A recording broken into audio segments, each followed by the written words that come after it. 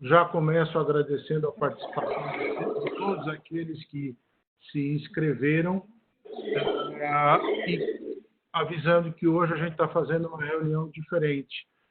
Embora a gente vá seguir os padrões normais do nosso grupo de trabalho, hoje nós temos convidados especiais também para participar da nossa reunião, que vai ter a seguinte agenda.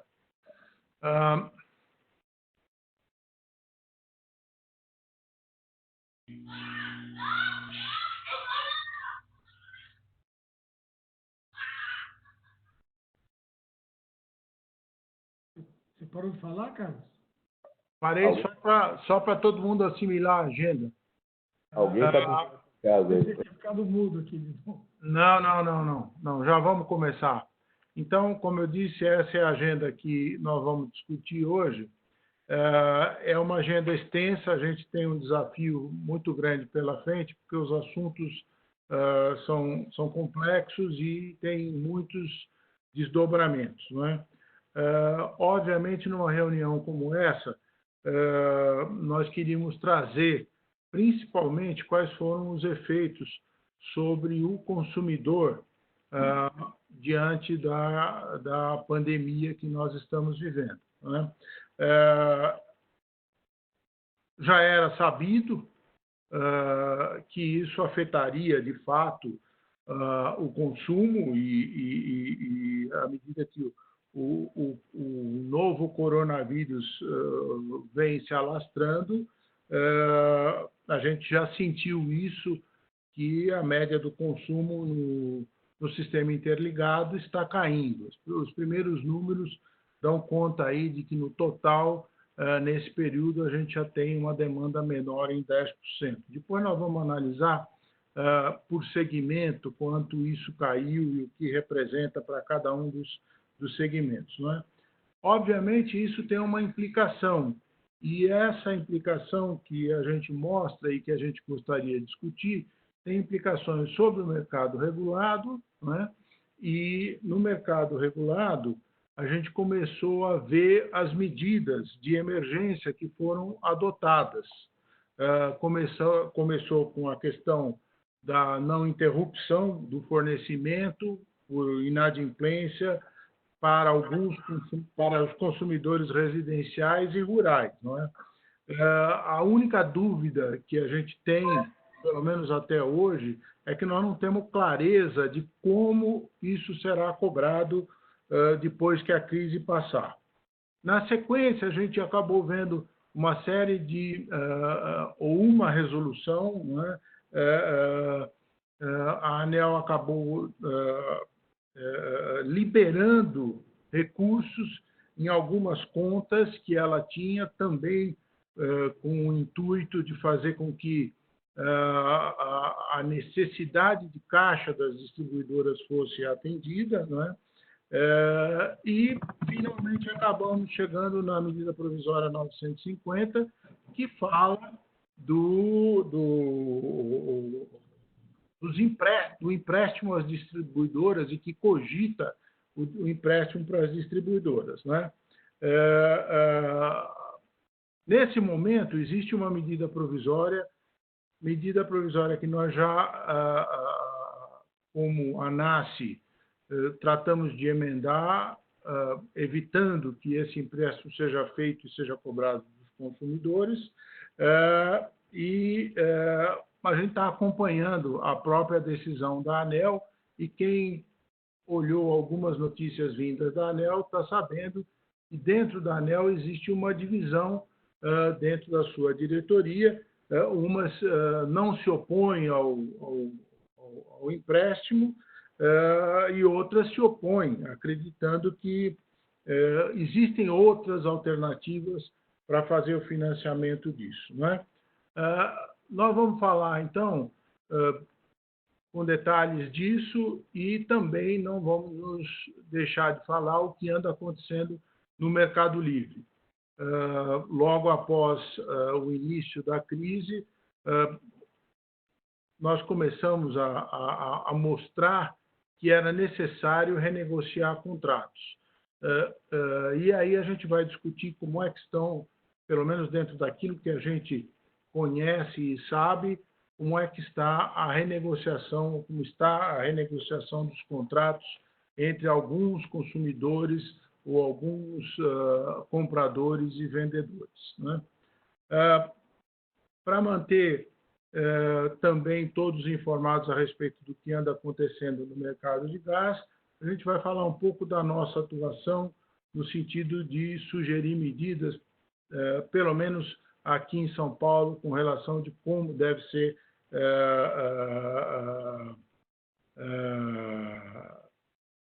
adotadas medidas para que, durante esse período, a gente tenha uma suspensão das cláusulas relativas ao take or pay de cada um dos contratos. E, finalmente, a gente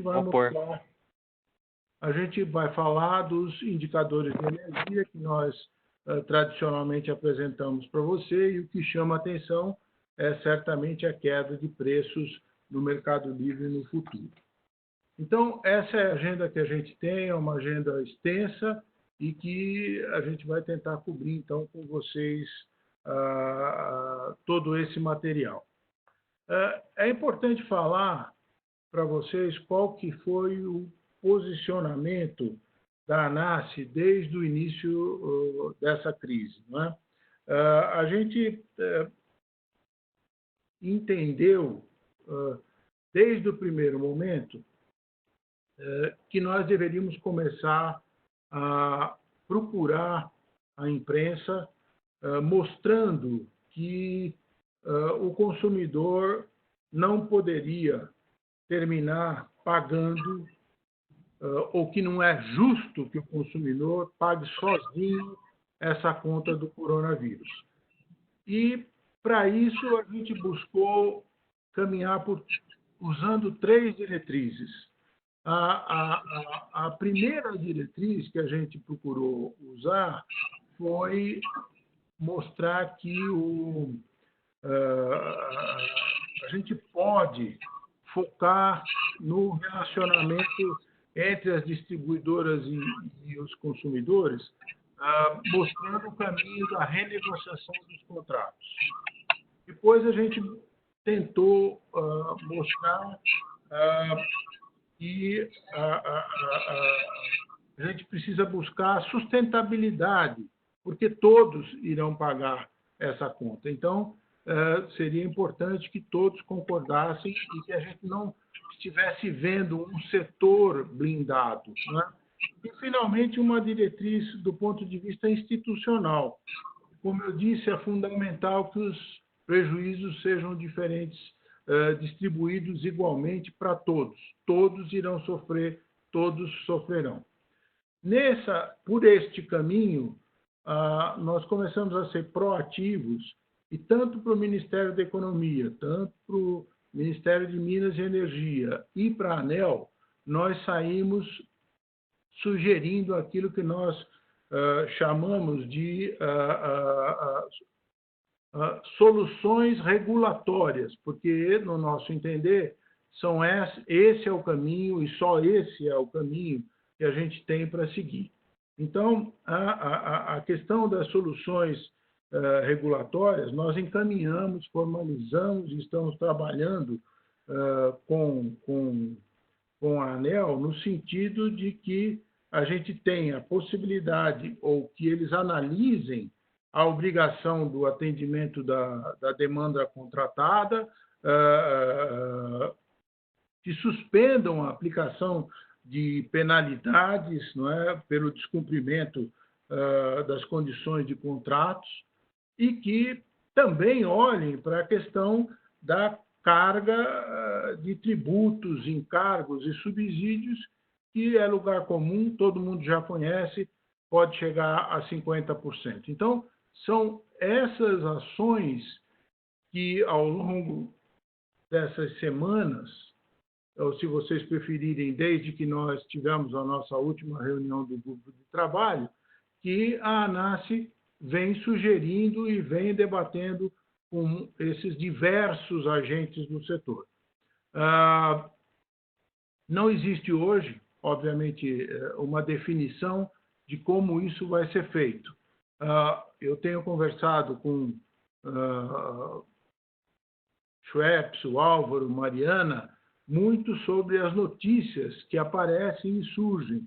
Uma hora você vê que o empréstimo está contratado, que o empréstimo vai ser pago, vai ser cobrado dos consumidores num prazo de 5 anos, mas a verdade é que nada disso está definido, decidido. Nem tanto, nem pelo caminho da ANEEL, com o regulatório dessas medidas, nem tampouco pela medida provisória, que a gente nem sabe quem será o relator da medida provisória. Se você me perguntar hoje quem é o relator dessa medida, a gente não sabe. Então, a gente tem aí um caminho ainda muito longo a percorrer entre o que a ANEEL está fazendo, e por isso eu fiz questão de falar da divisão que existe dentro da ANEEL, de alguns diretores achando que o caminho é o empréstimo, outros achando que outras coisas devam ser feitas antes de você definir o valor do empréstimo. E eu não quero aqui me alongar demais no que eu estou falando, a gente vai falar isso durante a reunião, porque, de repente, saiu na mídia o valor de 20 bilhões, alguma quantia entre 15 e 20 bilhões que as distribuidoras estão pleiteando para conviver durante esse período da pandemia. Será que esses números de fato estão corretos? E essa pergunta não é nossa, da ANACE. A própria diretoria da ANEEL tem dúvidas se esses recursos de fato são totalmente necessários para conviver durante esse período. Então, de uma maneira geral, esse é o trabalho que a ANACE tem feito todos os dias.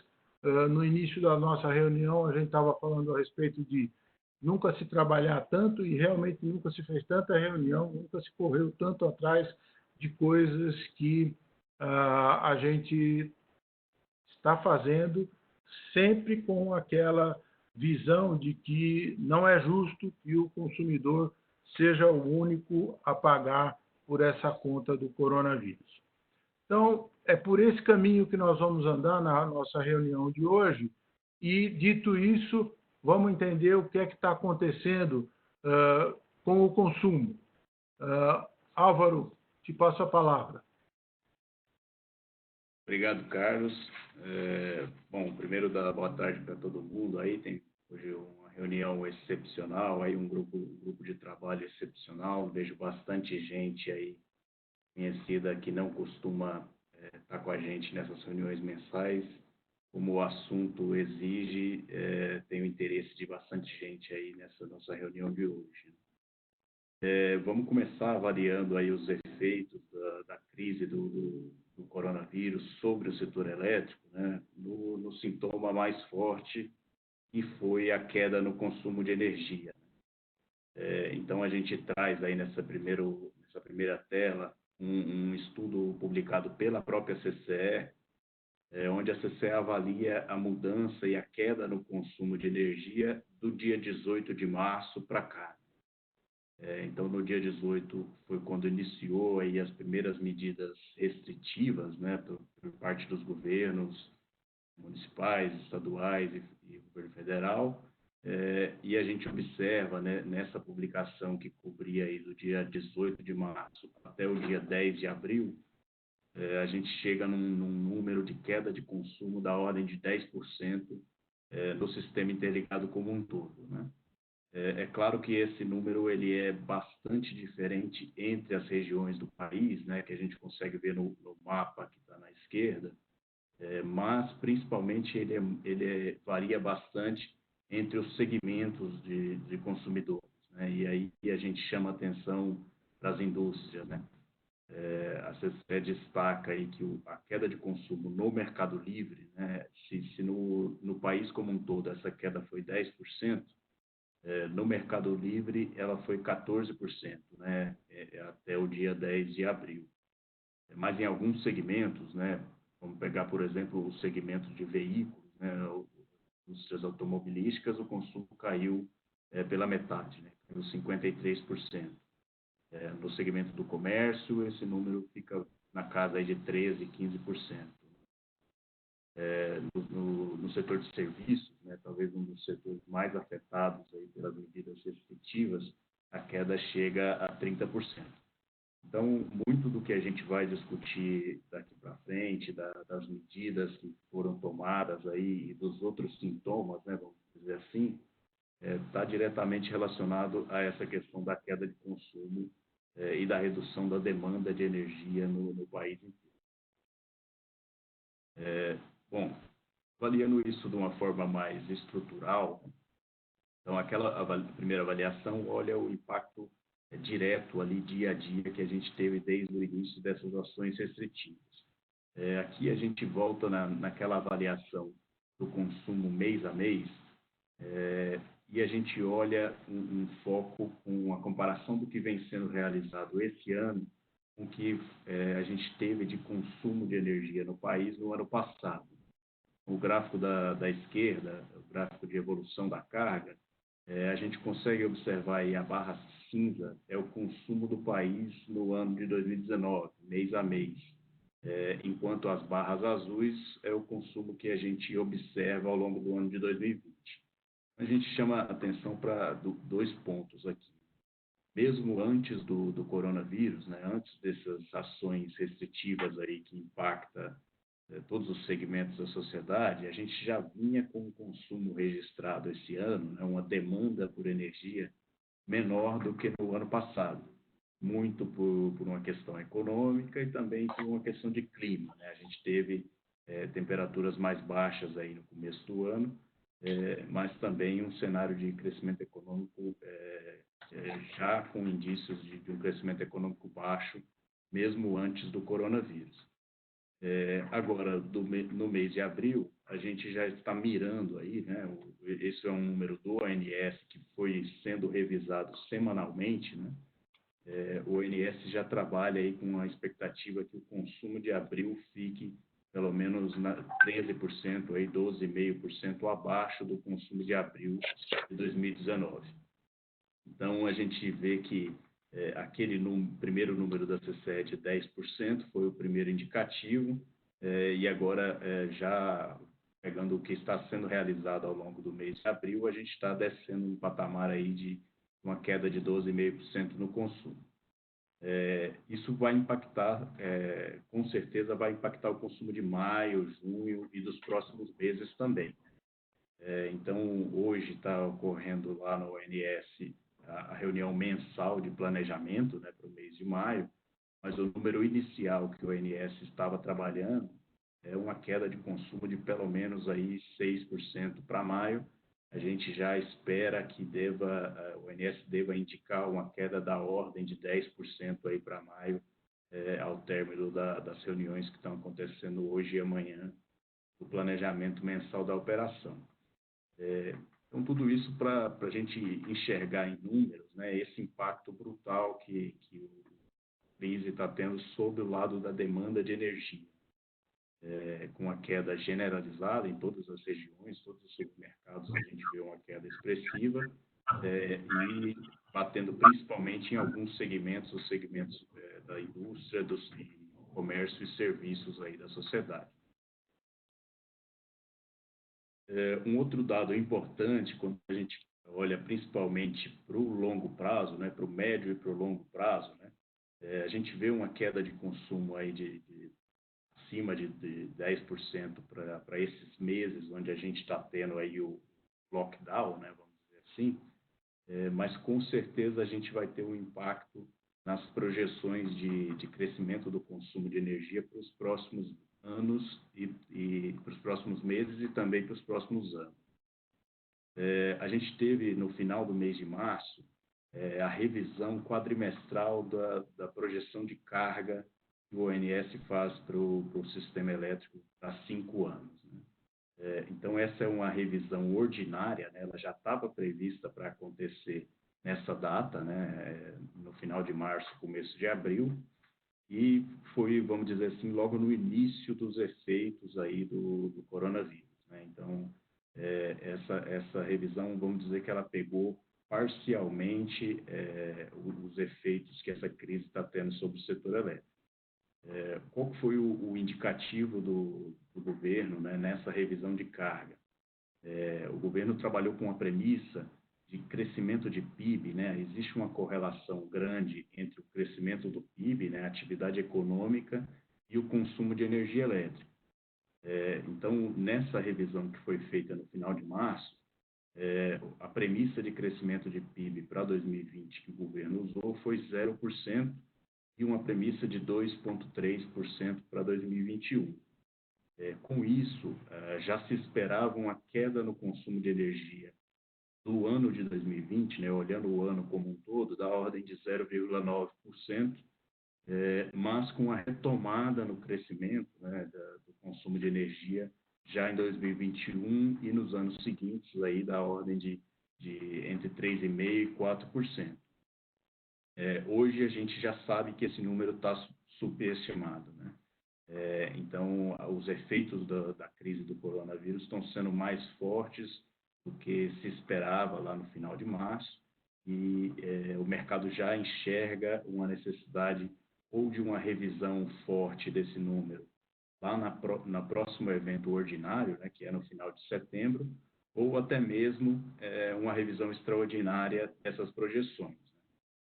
Por que esse é um número importante quando a gente fala aí de mercado de energia? A gente sabe que os preços, né, o PLD no mercado de energia, ele é calculado por um modelo matemático de custo, né? Uma simulação do custo de energia, o custo futuro da geração de energia. Nesse modelo matemático, a gente imputa esses números de previsão de crescimento de consumo para os próximos anos. Então, à medida que o número oficial, né, esse número do ONS e da EPE, ele é revisado, isso vai ser revisado dentro dos modelos, né, do NEWAVE e do DECOM, e fatalmente vai resultar em uma revisão dos preços de energia, das projeções de preço de energia para os próximos anos. Então, esse vamos dizer assim, o número oficial que a gente tem que acompanhar de perto, principalmente se vier uma revisão extraordinária desse planejamento aí nos próximos meses, e isso pode sim impactar os preços dos contratos de energia no mercado livre. Um outro uso muito importante desse número, que a gente vai falar um pouquinho mais para frente, do ponto de vista de planejamento da expansão do sistema, né? Então, o sistema elétrico ele tem os leilões da ANEEL, né, os leilões regulados, que contratam os projetos 4, 5, 6 anos para frente. E essa contratação de novos projetos é feita com base nessa previsão de crescimento do consumo. À medida que a gente enxergar um crescimento menor do consumo para os próximos anos, isso pode ter um efeito também sobre os eventos dos leilões de energia no mercado regulado e também sobre novos empreendimentos de energia para o mercado livre. Bom, entendido os sintomas, né, vamos dizer assim, que foi a queda do consumo de energia, a gente consegue já discutir um pouco quais foram os primeiros remédios, né, as primeiras medidas tomadas aí pela ANEEL principalmente, mas também pelo MME, para resolver aí os problemas que essa crise para o nosso setor elétrico, né? A primeira medida efetiva aí que a ANEEL tomou, logo no dia 24 de março, logo em seguida das medidas restritivas aí de lockdown, né, foi a Resolução 878. Qual foi o foco dessa resolução da ANEEL? Principalmente garantir o suprimento de energia para os serviços essenciais e para as residências, né? Como a ordem era que todo mundo ficasse em casa, é razoável que tivesse uma ação que garantisse que não ia faltar energia nas residências, né? Então, dentre as medidas aí da 878, a ANEEL permitiu que as distribuidoras tivessem um direcionamento de recurso para garantia de suprimento de energia nas residências e nos serviços essenciais, né, com destaque aí para unidades médicas, hospitais e está na linha de frente aí do combate à doença.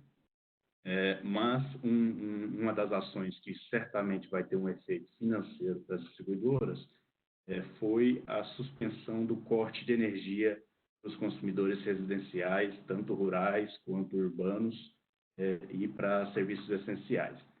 O que isso significa, né?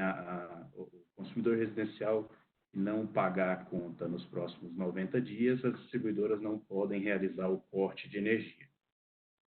Então, isso, num primeiro momento, o objetivo é garantir o suprimento de energia para todo mundo que está dentro de casa, aí, né? Mas também dá um certo alívio financeiro para a população como um todo. Mas essa conta vai vir lá na frente, né? A ANEEL ainda não se manifestou sobre isso, não é uma isenção da conta para todos os consumidores residenciais, é só a suspensão do corte do fornecimento. Então, essa conta vai ser paga por alguém lá na frente e a gente ainda vai ver como que a ANEEL vai se posicionar sobre isso. Um outro efeito rebote, né, dessa medida 878, que a gente pode citar porque tem várias empresas que estão sendo impactadas, foi a suspensão de alguns prazos de atendimento das distribuidoras. Né? Então, a ordem é que as distribuidoras, e como todas as empresas estão trabalhando com um efetivo reduzido, a ordem é que elas direcionem o pessoal, as equipes de trabalho, para garantir o suprimento de energia nas residências e nos serviços essenciais. Então, outros serviços como ligação nova, vistorias em usinas solares, geração distribuída, alguns outros serviços das distribuidoras, isso acaba ficando com prazos mais dilatados de atendimento, porque as distribuidoras estão com esse foco no atendimento aos consumidores residenciais e também aos hospitais. Então, essa foi a primeira medida no âmbito da ANEEL, né, que impacta tanto o consumidor livre quanto o cativo, mas que o foco principal foi para o atendimento dos consumidores residenciais. Vou passar agora para o Schweitz, para ele discutir um pouco aí as medidas seguintes que foram tomadas.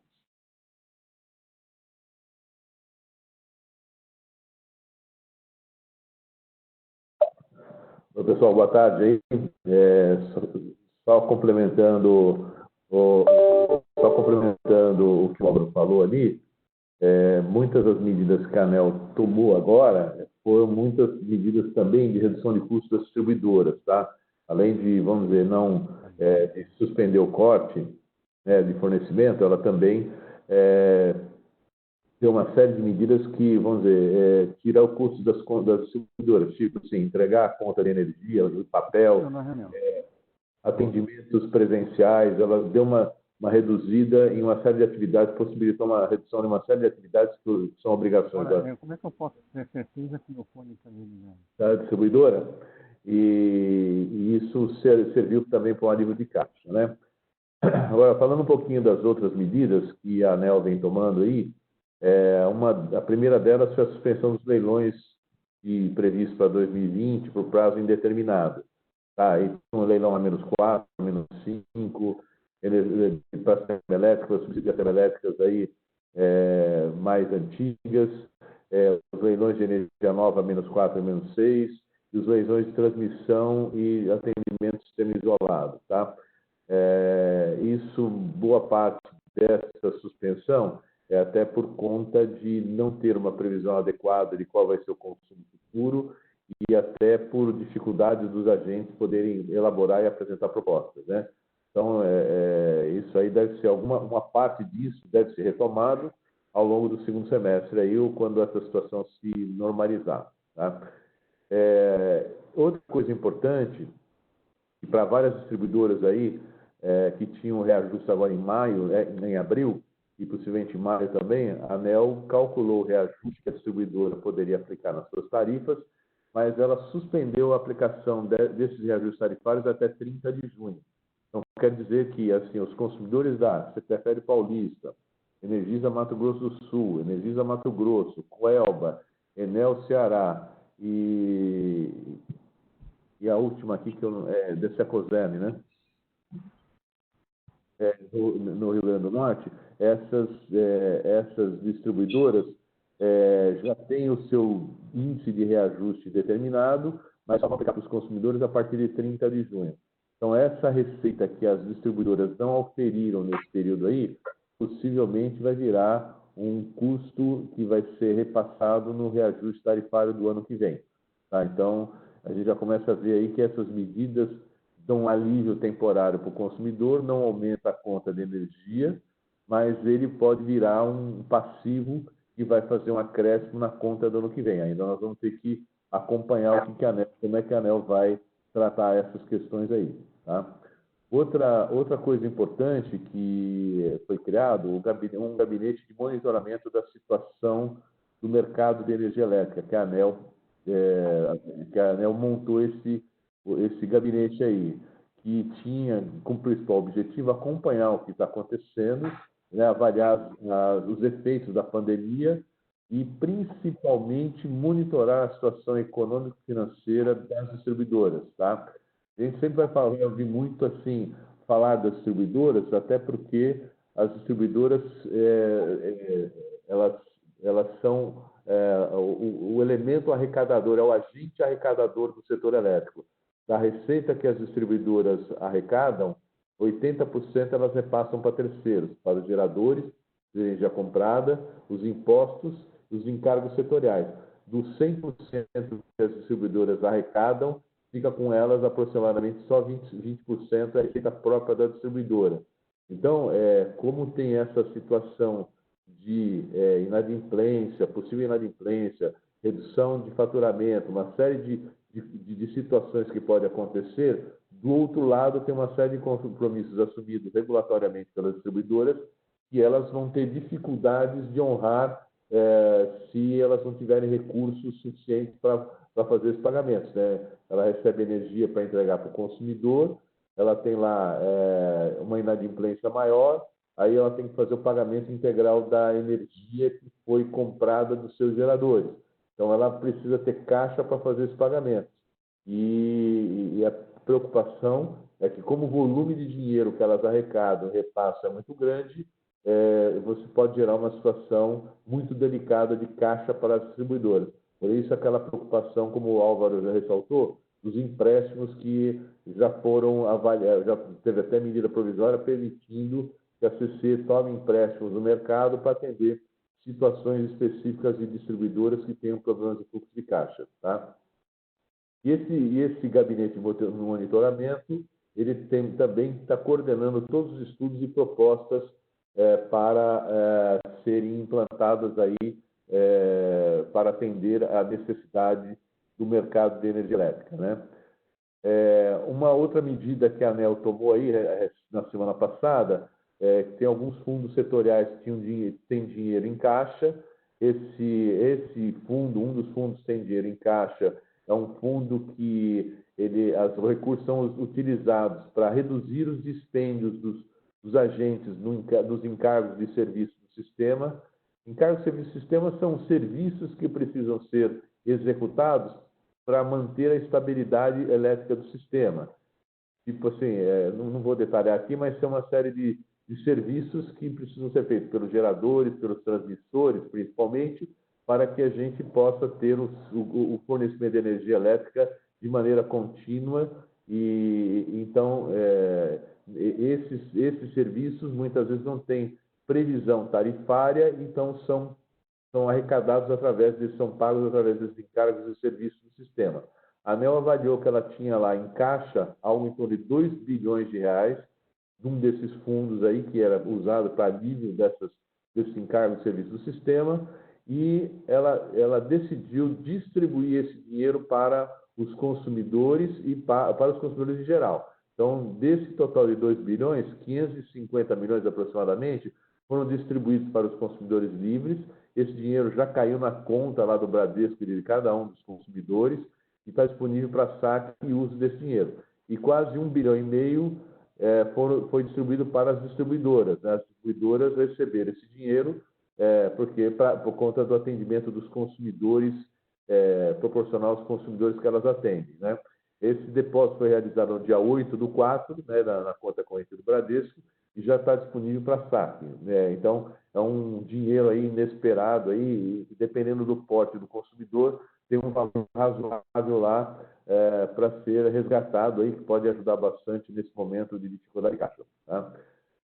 Outra medida que o governo adotou, o governo destinou do orçamento da União 900 milhões de reais para a CDE, porque a ANEEL concedeu isenção de pagamento de conta de energia para os consumidores classificados lá de tarifa social, consumidores de baixa renda, que têm consumo até 200 kWh. Então, esses consumidores, antes eles eram isentos até 100, tinha um desconto maior entre 100 e 200, então a ANEEL deu desconto integral nessa fatura de até 200 kWh por mês, os consumidores não pagam nada. Então, o custo dessa isenção está sendo financiado pelo Tesouro, diretamente pelo Tesouro, através da CDE. Então, o Tesouro aportou 900 milhões de reais na CDE e a CDE vai dar dinheiro para as distribuidoras para pagar essa conta da energia que está sendo consumida pelos consumidores de baixa renda e não está sendo paga. Tá? Então, a gente falou de 200 a 220 kWh. Né? E a gente falou um pouco do empréstimo às distribuidoras. Né? Como a gente falou, tem uma discussão aí, ainda não se sabe, está se avaliando, né? Aquele comitê de monitoramento está trabalhando junto às distribuidoras para avaliar qual a queda de faturamento que elas estão enfrentando, tá? Em função dessa situação de redução de consumo e inadimplência, e avaliar a liquidez, o risco financeiro de cada uma delas e para os demais agentes para providenciar recursos para que a gente garanta a estabilidade, a sustentabilidade do sistema, tá? A proposta do Ministério é que seja feita uma operação financeira similar àquela que ocorreu em 2014 e teve o mesmo objetivo, só que lá a situação era diferente. Naquele momento, as distribuidoras estavam subcontratadas, né? Elas não tinham volume de energia suficiente para atender o consumo dos seus consumidores e elas tinham que comprar energia no mercado spot e o preço do spot estava lá na faixa dos 700, 800 reais. Então, elas tinham um desembolso muito grande de caixa para comprar aquela energia, então elas compravam energia a 700, 800 reais e o consumidor estava pagando 200 reais, 150, 200 reais, o consumidor residencial, o consumidor do mercado regulado. Então, para enfrentar essa crise de liquidez, que as distribuidoras não tinham dinheiro, não tinham recursos nas suas tarifas para fazer face a essa despesa, a ANEEL, então, decidiu que a CC tomasse empréstimos do mercado, e esses empréstimos o dinheiro desse empréstimo foi distribuído para as distribuidoras para assegurar o equilíbrio econômico e financeiro delas, e isso depois os consumidores acabaram pagando esse empréstimo ao longo de 4 ou 5 anos. A última parcela foi paga agora em setembro, outubro do ano passado. E aí a gente enxergou uma redução na conta de energia dos consumidores por conta dessa parcela que deixou de ser recolhida. Então, está se pensando um mecanismo similar para fazer face a esse eventual problema de caixa das distribuidoras. Tá? Essa movimentação das distribuidoras já se movimentaram no painel para que isso já estivesse, já estivesse esquematizado para que no momento que elas tiverem esse problema de liquidez, elas consigam ter recursos para pagar os geradores e pagar os transmissores e os demais compromissos em cargos setoriais e coisas do gênero. Próximo slide aí, por favor. Tá? Agora, o importante que a gente queria falar um pouquinho mais, né, para vocês é sobre o que a ANEEL está pensando, para o conjunto de problemas que estão sendo identificados em decorrência da Covid-19. Tá? A ANEEL montou um grupo de trabalho interno e esse grupo de trabalho montou um relatório, uma nota técnica, em que que ela identificou o conjunto de problemas e está apresentando uma carteira de soluções para mitigar os riscos do sistema. Né? Todo o documento lá da nota técnica, ele é construído sempre com o discurso de que todos os segmentos do sistema elétrico têm que participar da solução. Não dá para você destinar toda a conta para um único segmento, que seria o segmento dos consumidores. A tese do documento é muito legal lá, ela está colocando como princípio que esses sacrifícios têm que ser compartilhados entre geradores, transmissores, distribuidores, comercializadores de energia e consumidores.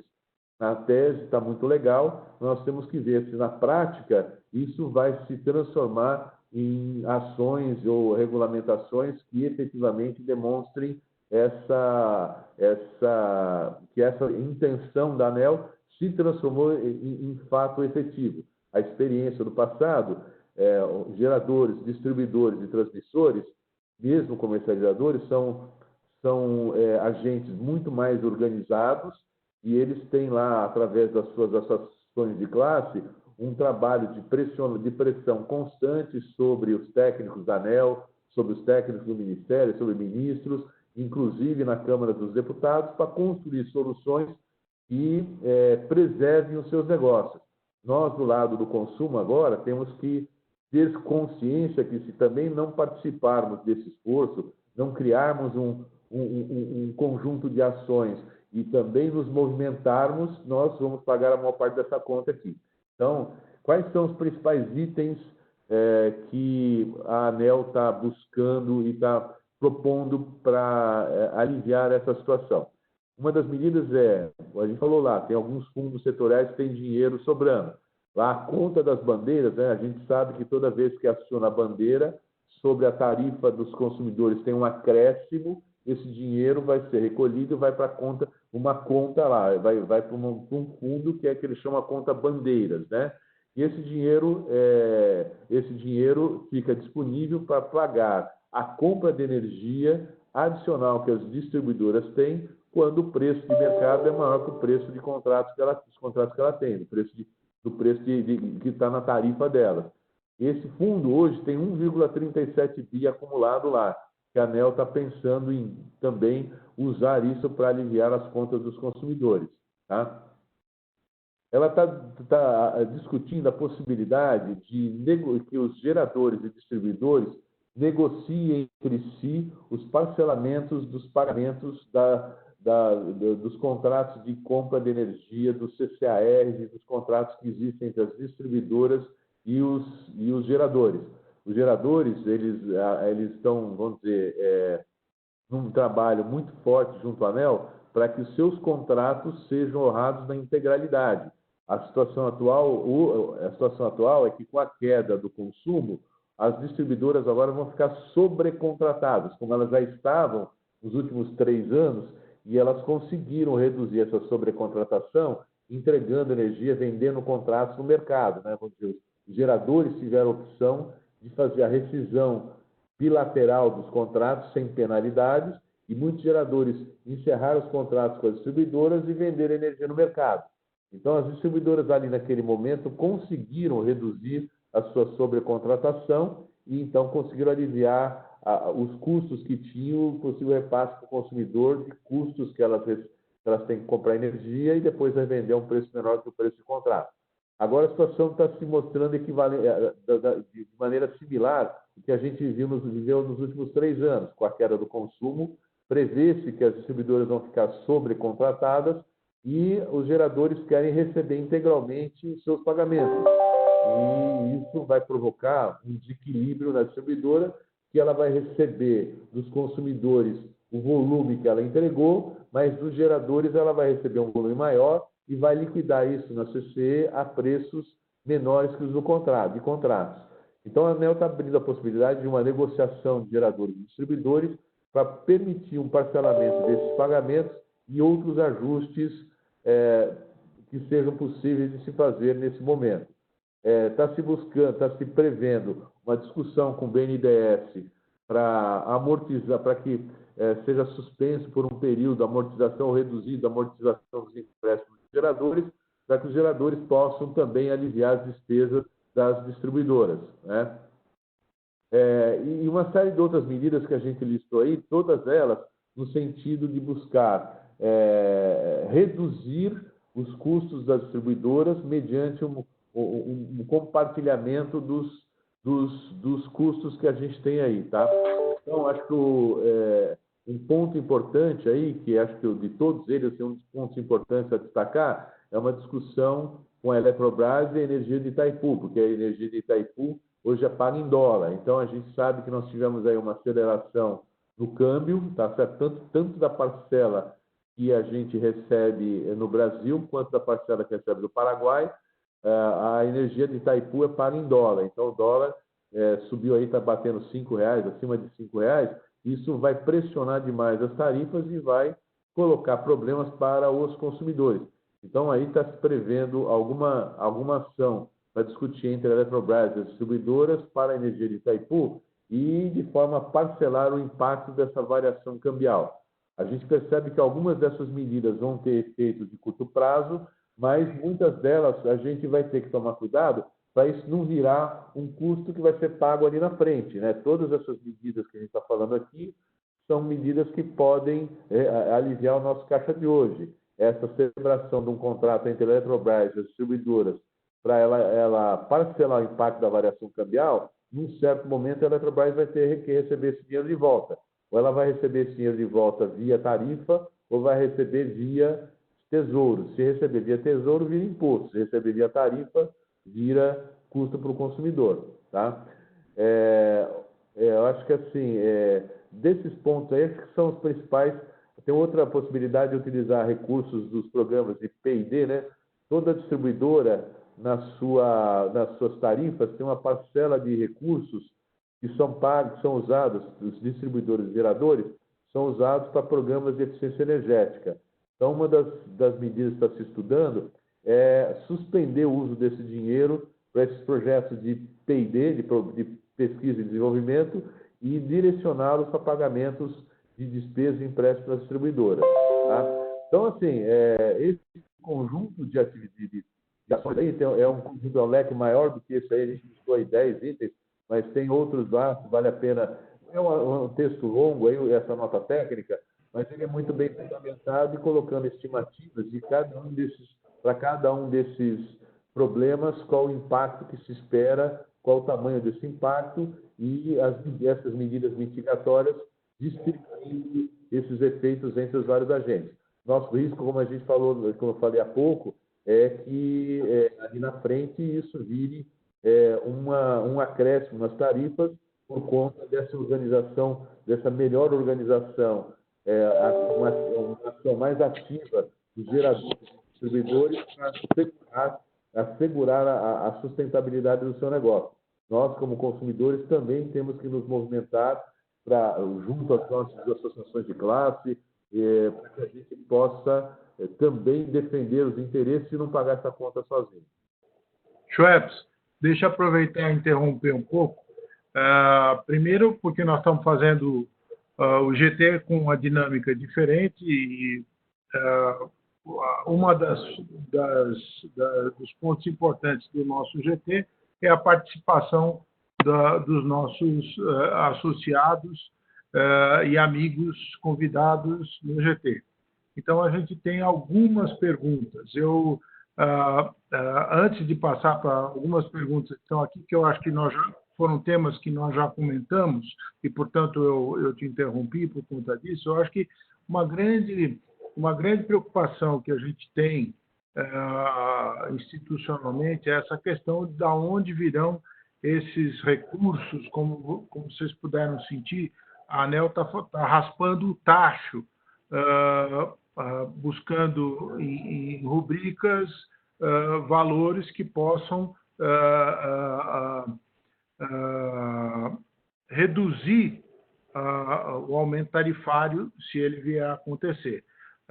Nos preocupa sobremaneira essa questão do P&D que você acabou de comentar, porque no fim do dia o P&D é uma contribuição paga é uma conta também paga pelos consumidores, né? Se ele for usado, uma das preocupações que a gente tem é no sentido de como ele vai ser recomposto e, se for recomposto, quem vai pagar essa conta. Mas isso só dá para vocês a dimensão de como a gente vive no dia a dia olhando o que está sendo pretendido e como isso pode afetar a tarifa do consumidor. Passado isso, eu menciono aqui no nosso chat, não sei se você teve a oportunidade já de olhar, tem uma pergunta com relação à questão de como a ANEEL tratará o assunto referente à energia contratada e não consumida, bem como a demanda. Bom, eu respondo a minha parte, depois você completa, e aí na sequência a gente tem ainda uma outra pergunta. Do ponto de vista como a ANEEL vai tratar esse assunto, é o que comentei no começo. Nós nos preocupamos em encaminhar, tanto para o MME quanto para a ANEEL, sugestões regulatórias. E uma das sugestões que nós adotamos, que nós encaminhamos, foi a suspensão da obrigação do atendimento da demanda contratada, aquela que está fixada no seu contrato de uso do sistema. Então, isso ainda não está resolvido, não está definido, mas é uma das sugestões regulatórias que a ANAS encaminhou. Comentários, Mariana, Schweppes e Álvaro. Bom, como o Carlos falou, dos pleitos que a ANAS fez foi que o consumidor pague aquilo que consumir nesse momento, né? Assim, todas as discussões que a gente tem participado com consumidores nesse momento, na discussão sobre contratos de energia e contratos de uso do sistema, tem sido no consumidor pagar aquilo que efetivamente está despendendo nesse momento, evitando de pagar valores, vamos dizer, contratados, ou mínimos valores contratados, que significa um desembolso de caixa, mas não uma contrapartida de serviço, né, ou de produto, que isso pode gerar um custo adicional para o consumidor no momento em que ele está tendo aí uma redução de receita, uma suspensão de suas atividades aí, de vários segmentos aí. Então, essa discussão está posta na ANEEL, isso está sendo avaliado, a gente tem informações que a ANEEL está avaliando o impacto dessa medida, está olhando junto às distribuidoras quanto seria efetivamente o impacto de adoção de uma medida dessa, de cobrar só a demanda registrada de cada unidade consumidora do grupo A, né, dos consumidores em alta tensão, e para verificar a viabilidade dessa medida, se isso não exigiria, ou o volume de dinheiro que exigiria para isso ser, para que a distribuidora pudesse, vamos dizer, receber pelo menos parte da sua receita, na medida em que boa parte dos consumidores iria pagar a sua demanda registrada. Com relação ao contrato de energia, os consumidores do mercado cativo, eles já pagam normalmente a energia consumida. No Mercado Livre, a gente tem as cláusulas de take or pay dos contratos. Isso é um tema que a gente vai falar daqui a pouquinho, sobre o que tem sido negociado no mercado. Daqui a pouquinho o Álvaro vai falar sobre essa questão. Se a Mariana teria algum comentário adicional aí. Não, nesse momento não. Carlos, Nós temos mais uma pergunta. Acho que foi o Álvaro que trouxe essa questão, a questão do reajuste das distribuidoras. Carlos, só para fechar a pergunta do Tiago aí também, né? Além desse pleito da demanda contratada e da demanda registrada, outros pleitos no mesmo sentido que a gente encaminhou para a ANEEL, né, diz respeito a alterações de modalidade tarifária e, às vezes, até a redução da demanda contratada, né, que seriam medidas aí que hoje você tem prazos mais longos para a distribuidora atender, e que se a ANEEL permitisse que essas alterações fossem feitas em prazos mais curtos, né, seriam saídas aí na gestão do contrato que os consumidores poderiam tomar também, para reduzir as despesas nesse momento complicado. Mas como o Schweppes colocou, ainda não tem um posicionamento da ANEEL nesse sentido. Puxando aí a pergunta da Andrea, né? A Andrea fez a pergunta sobre as tarifas das distribuidoras, né? Não só da Coelba, né? A ANEEL publicou todos os reajustes tarifários, né? Da Coelba, da Zern, todas essas distribuidoras que tinham reajuste tarifário previsto para esse mês, né? A ANEEL publicou as resoluções, mas só vão ser aplicados a partir do mês de junho, tá? Apesar dela já ter publicado as tarifas, né, já ter tornado público aí as novas tarifas, as distribuidoras devem continuar aplicando as tarifas anteriores até o mês de junho, e só a partir de junho que vai valer as novas tarifas para todas essas distribuidoras. Inclusive, nessa semana, né, na segunda-feira, na reunião da ANEEL, teve mais uma distribuidora, que não apareceu aqui na apresentação, que foi a Energisa Sergipe. A ANEEL deu o mesmo procedimento, né? Ela calculou as tarifas novas, mas fica suspenso aí até o mês de junho.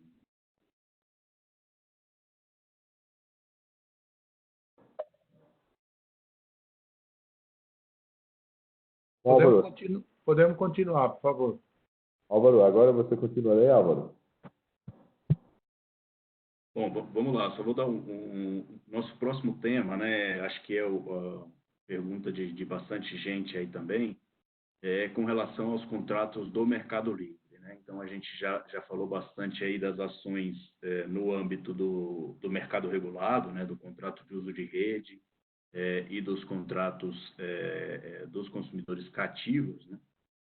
E um outro tema que que é de bastante interesse dos consumidores aí são os contratos no Mercado Livre. Qual que vem sendo a postura da ACE, da ANACE, né, na orientação dos seus clientes, dos seus associados, sobre os contratos de energia no Mercado Livre? Os efeitos aí sobre o consumo, né, da crise do coronavírus, eles abrem diversas possibilidades de explorar as cláusulas contratuais da forma a otimizar e reduzir as despesas aí dos consumidores, né? Então, desde as cláusulas mais triviais, né, vamos dizer assim, que seriam as cláusulas de flexibilidade, as cláusulas de parada programada, né? Então, essa é uma cláusula que, principalmente os consumidores industriais, possuem uma cláusula no contrato que permite a redução do montante contratado por um período, alegando parada programada ou parada forçada, né? Então, a gente dá para enquadrar o evento atual aí do coronavírus como uma parada forçada, né?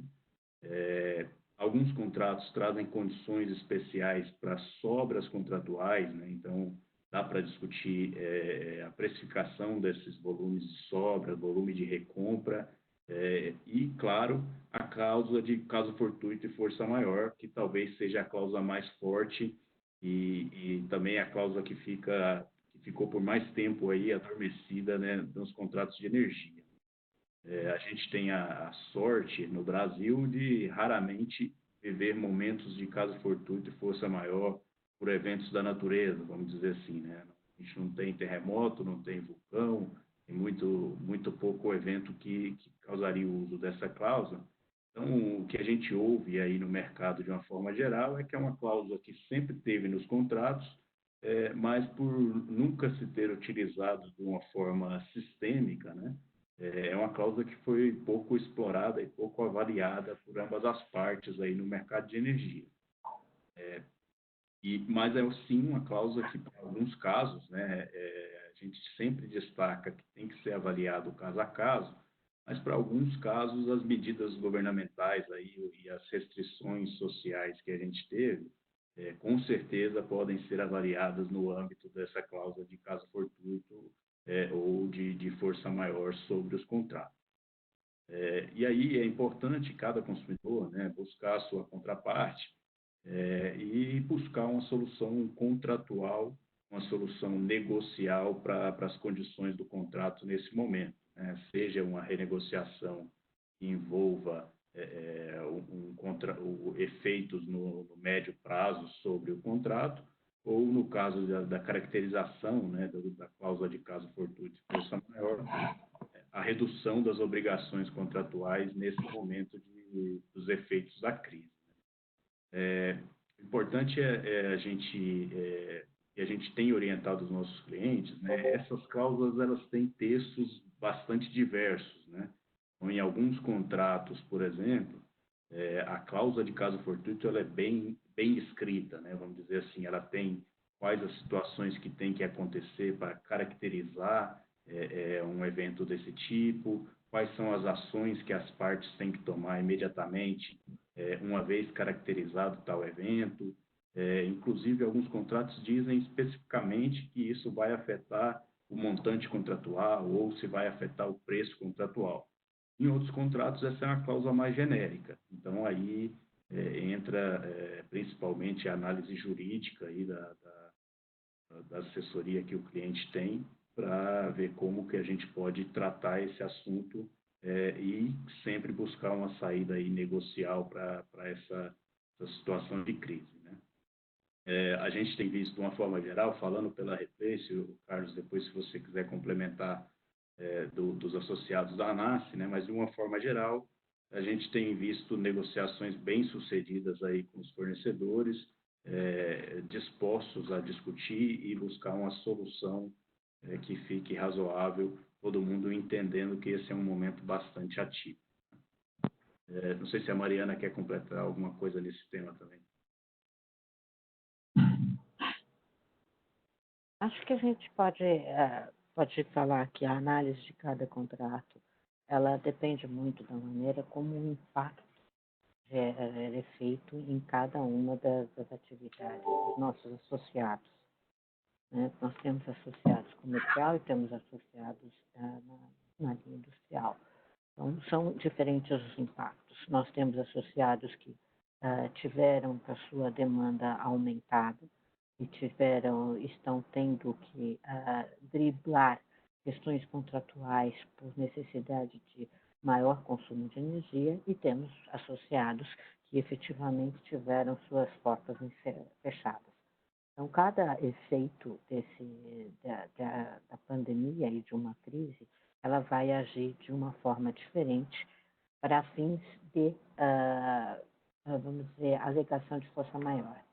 Contudo, o que a gente tem vivido e o que eu estou vivenciando na qualidade de advogada é que os tribunais têm dado uma tendência em dividir prejuízos e outros entendimentos no sentido de que afastaria de qualquer forma a força maior por causa do take-or-pay.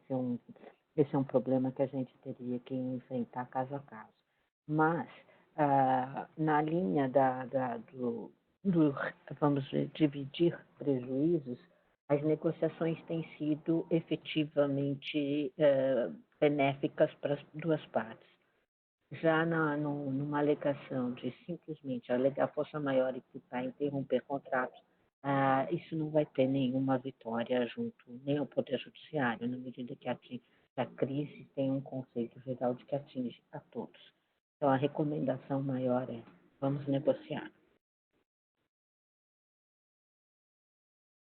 Eu acho que vale só um complemento aí, que acho que tem que olhar também, tem muitos contratos que constam aí cláusulas de arbitragem, e muitas dessas discussões sobre força maior, quando há uma liminar concedendo uma redução nos pagamentos ou pagamento da energia consumida, a contrapartida é a abertura do processo de arbitragem dentro de um determinado prazo.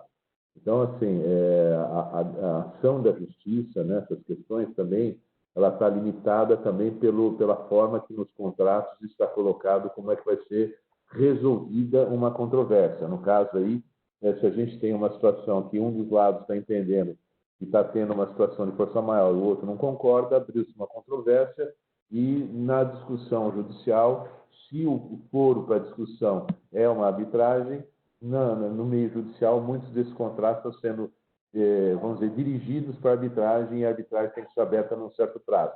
Por isso que, assim, a negociação entre as partes, a observação desse tipo de situação é importante para avaliar qual é a melhor estratégia a ser adotada para cada situação específica aí. Deixa eu falar, na 90% dos contratos do Mercado Livre, a arbitragem é a solução.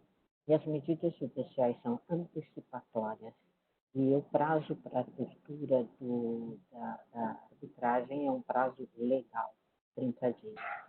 o que se tem é buscar, o que a gente tem vivido é buscar uma medida judicial que antecipe os efeitos do que se quer discutir na arbitragem como um mecanismo de salvaguarda da discussão.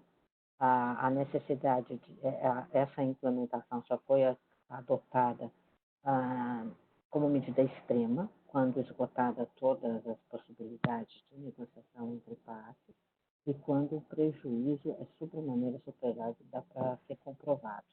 Não é ir da justiça não tem sido o comum, senão em casos extremos.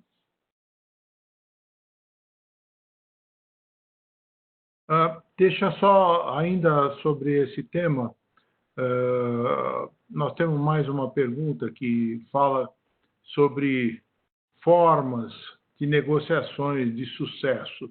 Eu acho que aí eu vou responder, mas a experiência está com a Mariana e com o Schweppes. Não existe uma fórmula ou uma forma, por tudo aquilo que eu tenho vivenciado até agora, porque cada caso é um caso. Então, não dá. O que foi dito pela Mariana, negociar, negociar e negociar. Obviamente, sabendo que você tem um contrato, e esse contrato não tem só uma cláusula de força maior, ele tem outras cláusulas que você pode usar para renegociar esse seu contrato. Mas não existe vamos dizer, uma fórmula definida. Não sei, e aí já vou respondendo uma outra pergunta, e quando a comercializadora não quer negociar, qual a sugestão? E aí eu vou deixar isso no ar para vocês. Não me parece que nesse momento, até porque a comercializadora sabe que se não negociar, você vai ter que enfrentar uma arbitragem ou então uma decisão judicial, que pode terminar num primeiro momento numa liminar, mas isso vai acabar se estendendo com todos os prós e contras que isso vai representar. Então, está posta essa pergunta no ar. Se existem as formas de negociação de sucesso, eu acho que aí é o bom senso e é caso a caso, e não sei, não enfrentei ainda uma situação, pelo menos do lado dos nossos associados, de uma comercializadora que não queira negociar o seu contrato. Palavra com vocês. Colocando assim, de maneira geral, né? Uma boa negociação é aquela que atende à necessidade de cada empresa, né?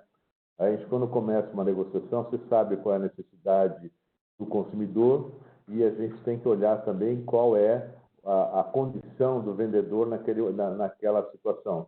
Não pode esquecer que está todo o mercado inteiro está passando por uma mesma situação e está todo mundo pressionado por essa mesma necessidade de redução de custos. Então, os vendedores também têm um leque de soluções que eles podem suportar. Então, a nossa arte aqui na negociação é conseguir identificar as soluções que os vendedores conseguem suportar versus aquela que melhor atende à necessidade do consumidor. Então, assim, a fórmula, como o Carlos falou, a fórmula não é única.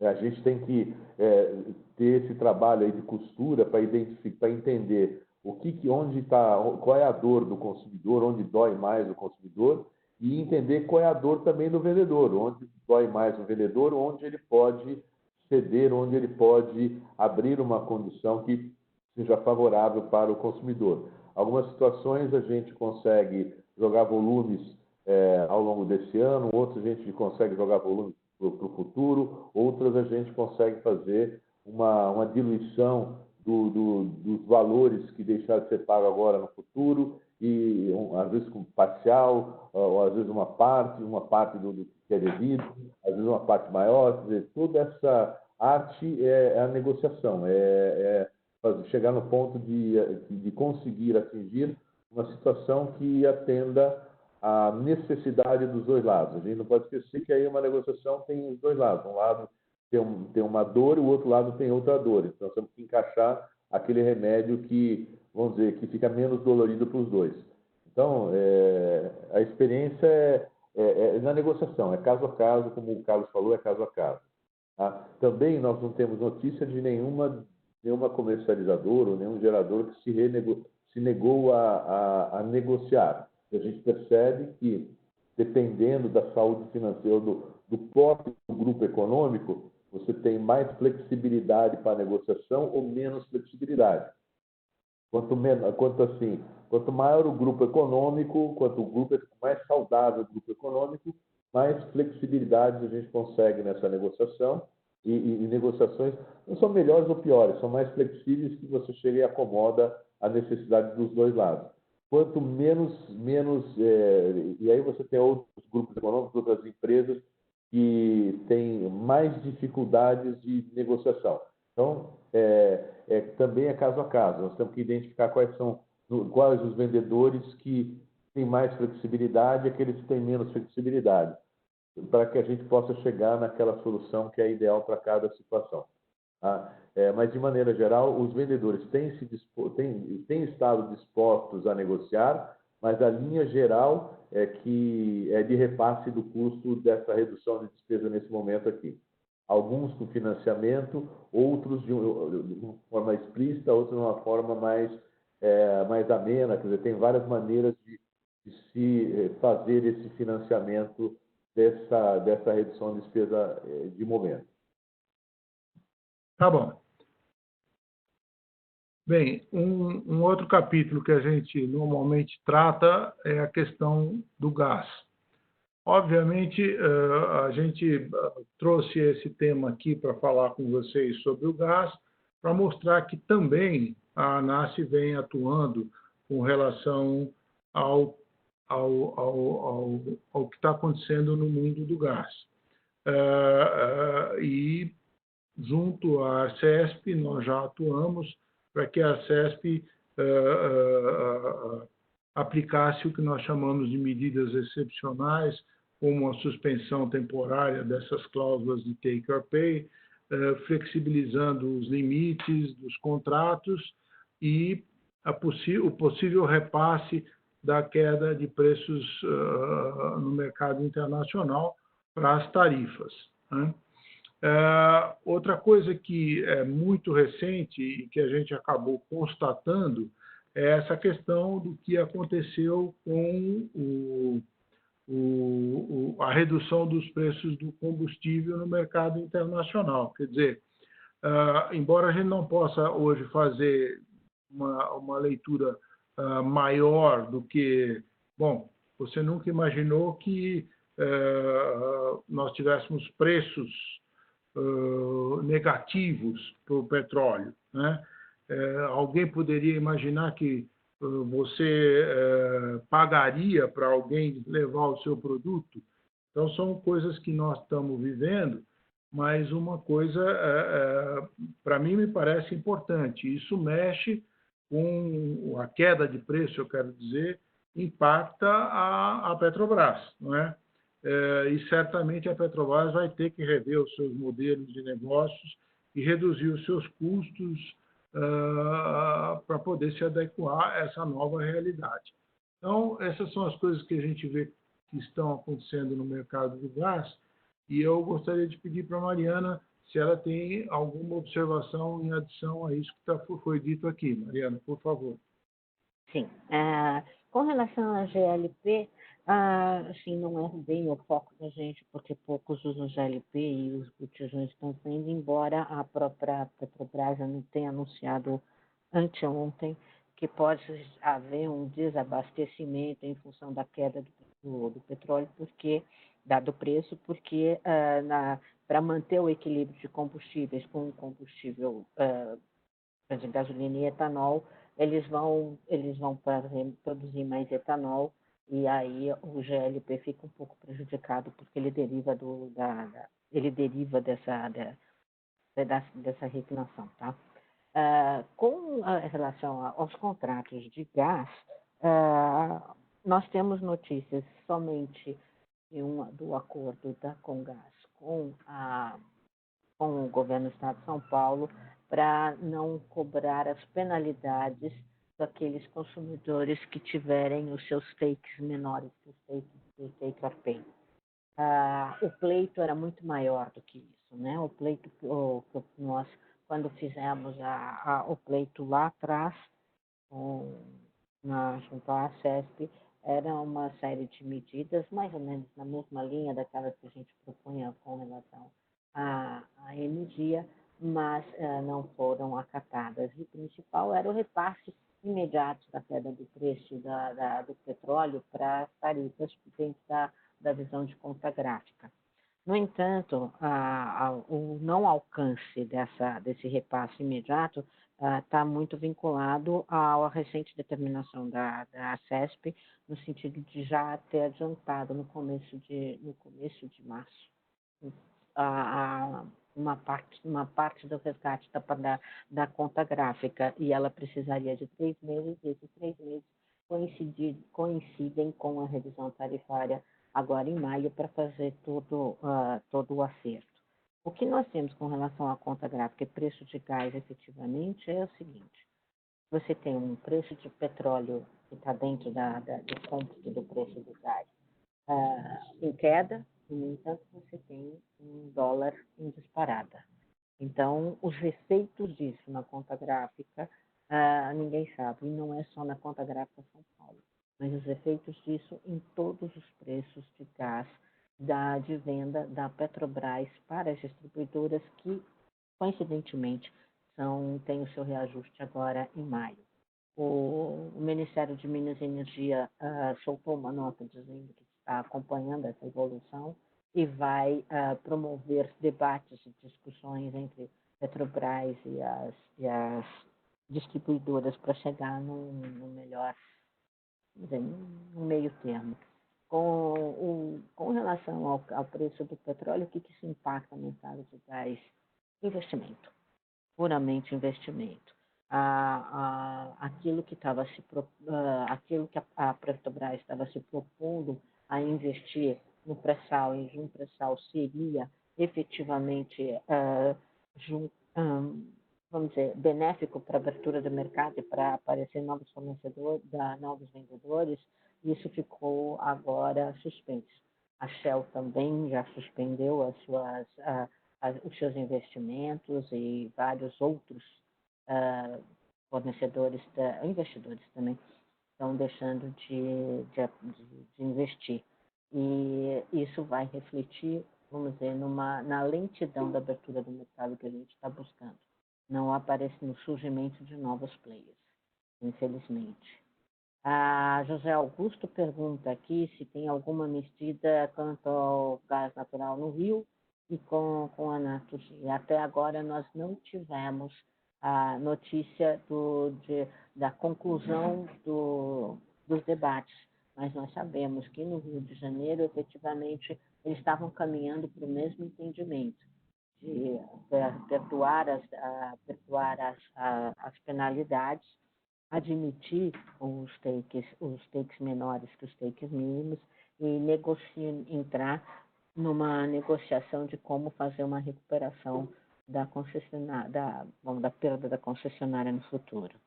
Tudo isso leva para uma questão que, infelizmente, é eminentemente jurídica, tá? Por quê? A queda de consumo forçada por uma pandemia, ela dá o desequilíbrio econômico-financeiro do contrato, efetivamente, e aí a discussão é: esse desequilíbrio econômico do contrato, quem tem que pagar? O tesouro do agente da concessão, do dono da concessão, ou os consumidores que usufruem. Então, essa discussão no Brasil não teve início, porque nós nunca tivemos um caso específico dessa natureza.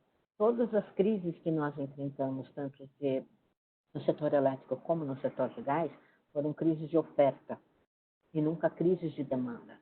Então, esse tratamento ainda não tem uma visão do Brasil, mas internacionalmente já existem os debates de tese de que o reequilíbrio econômico-financeiro, quando não deriva de força não deriva da oferta, e ela é provocada por fatores externos da demanda, haveria um tratamento diferenciado de forma que você não passaria para o consumo os ônus de um equilíbrio contratual. Esse equilíbrio contratual poderia ser resolvido diferentemente, mais ou menos como está se propondo, usando um pouco dessa tese, na questão do GSF, mas ela foi utilizada como um paliativo para fazer o equilíbrio das partes com a prorrogação da concessão, alguns acertos fiscais eminentes que atingem esse momento. Mas vejam que no GSF a crise era de oferta, a crise era interna, né? E não de crise de demanda. Então, esses ajustes vão ter que ser levados à discussão para o governo federal para que tenha vamos dizer, uma vitória para os consumidores, para que não tenhamos que assumir todos esses custos, porque senão a gente estaria blindando também no mercado de gás, assim como a gente fala, que usa essa frase, né, Carlos, de nós não podemos blindar os agentes em detrimento do consumo. E, em geral, quando a crise é de oferta, a gente joga no colo do consumo. Dessa vez, nós temos que reverter essa posição. E aí, reverter essa posição demanda uma análise jurídica que refoge um pouco só da análise de força maior ou não, mas de um contexto de equilíbrio contratual. Ok, Mariana, obrigado. Eu acho que o Álvaro queria fazer um comentário, entendi isso, Álvaro. Só para fazer um gancho, né? Acho que a Mariana colocou bem aí esse último item os efeitos aí dessa redução do preço do petróleo no mercado internacional, fazer um gancho com a questão dos leilões de energia, né? Então, como a gente falou lá no começo, estavam previstos leilões para esse ano, inclusive para essa semana, né? Os leilões de contratação de novas termoelétricas. Fazia parte de um plano maior do governo de abertura do mercado de gás, também de contratação de novas termoelétricas a gás natural, um preço bem mais baixo do que as térmicas que a gente tem hoje no país, né? E, naturalmente, não só com os efeitos do coronavírus, mas também com os efeitos dessa mudança no mercado do petróleo, o Ministério já se posicionou que cabe uma reavaliação geral de quais serão as diretrizes desse novo leilão, porque um plano que estava desenhado muito mais para o gás que ia vindo pré-sal, né? Pode ser que vire um plano de gás liquefeito, de GNL ou de outras fontes aí, que não o gás natural. Mas ainda é muito cedo, a gente não vê nenhuma análise conclusiva dos efeitos desse evento aí. Perfeito. Foi por isso que eu fiz isso como provocação, colocar esse item exatamente para gerar discussão. Vamos em frente.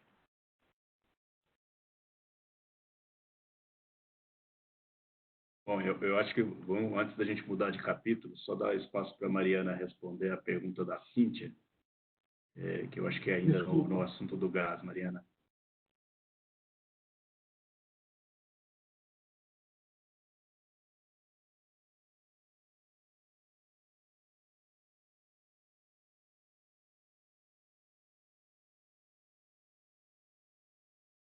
Mariana?